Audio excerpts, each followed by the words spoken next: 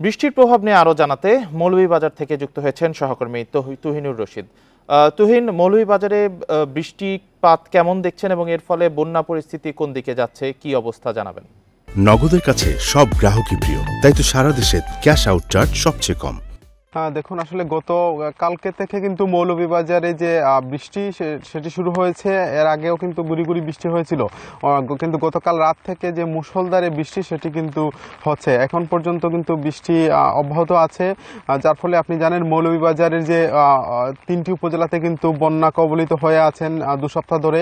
সেই সব এলাকায় যে পানি কিছুটা কমেছিল এবং পানি কমার কারণে কিন্তু কিছুটা মানুষ স্বস্তির নিঃশ্বাস ফেলেছিলেন, কিন্তু গতকাল থেকে আবারও যে বৃষ্টি শুরু হয়েছে সেই বৃষ্টির কারণে কিন্তু এই যে বন্যা পরিস্থিতি সেটি কিন্তু অবনতি হওয়ার আশঙ্কা রয়েছে এবং সাথে সাথে কিন্তু যে উজানের ঢল, সেই উজানের ঢল নামারও কিন্তু সম্ভাবনা রয়েছে।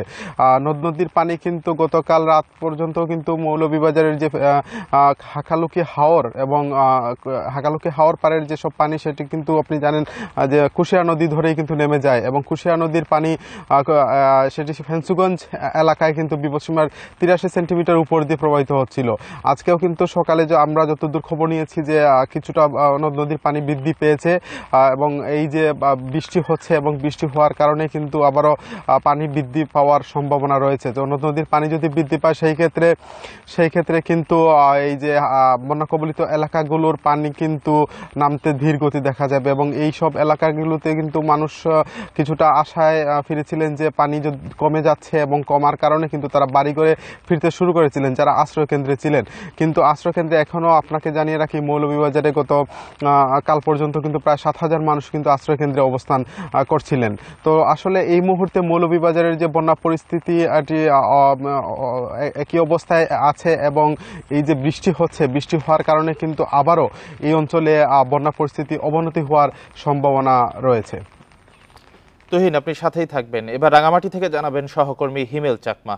হিমেল, রাঙামাটিতে পাহাড় ধসের আশঙ্কা রয়েছে, তো সেই ক্ষেত্রে এ বিষয়ে কি তৎপরতা দেখতে পাচ্ছেন, কি পূর্ব প্রস্তুতি দেখতে পাচ্ছেন, বিস্তারিত কি আছে আপনার কাছে? আবহাওয়া অফিস যদিও বা পাহাড় ধসের সম্ভাবনার কথা বলেছে, কিন্তু আমরা যদি গতকালকে এবং আজকের আবহাওয়ার পরিস্থিতি যদি বলি, সেই ধরনের পরিস্থিতি আপাতত দেখা যাচ্ছে না বলা যায়। কারণ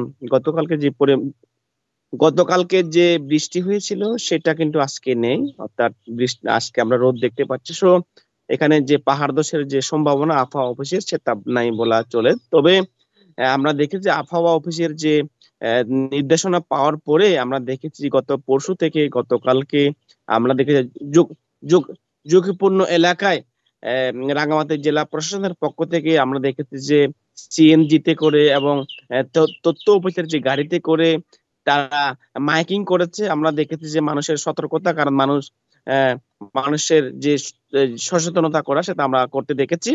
তবে যেহেতু এখানে যে আশ্রয়কেন্দ্র, যে শহরের যে 21টি যে আশ্রয়কেন্দ্রের কথা বলা হয়েছে, সে সমস্ত আশ্রয়কেন্দ্রে আমরা মানুষ যেতে দেখিনি, কারণ যে পরিমাণ বৃষ্টি হলে পরে যে পাহাড় ধসের সংখ্যা দেখা দেয়, কিন্তু সেটা না থাকার কারণে মানুষের মধ্যে আমরা দেখেছি সচেতনতা ছিল।